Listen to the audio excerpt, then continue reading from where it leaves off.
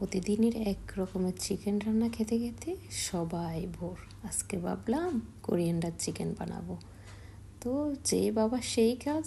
এখানে আমি 1 kilo chicken নিয়ে নিচ্ছি, সল্ট অ্যাড করে নিচ্ছি পরিমাণ মতো, লেবুর রস দিয়ে দিচ্ছি, হাফ লেবুকে কাট করে ওটার রস দিয়ে দিলাম।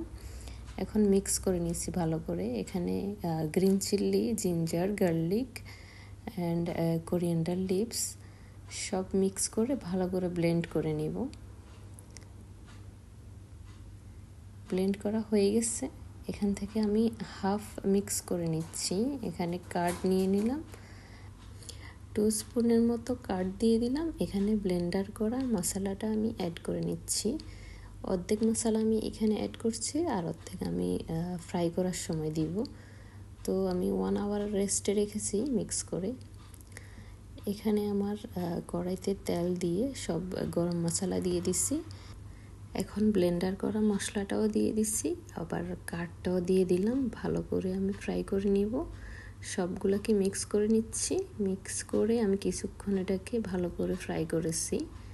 তো আমি এখন চিকেনটা দিয়ে দিচ্ছি, ম্যারিনেট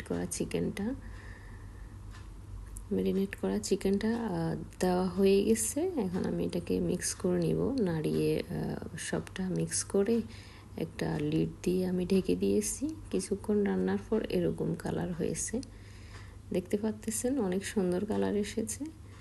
এটাকে আপনি ভালো করে কষাতে হবে। আমার রান্না হয়ে গেছে, তো আমি পরিবেশন করে নিচ্ছি বাটিতে। এখন খাওয়ার পালা। ভালো করে ডেকোরেশন করে টেবিলে নিয়ে যাচ্ছি। দেখি কে কি বলে, খেয়ে কতটুকু মজা হয়েছে।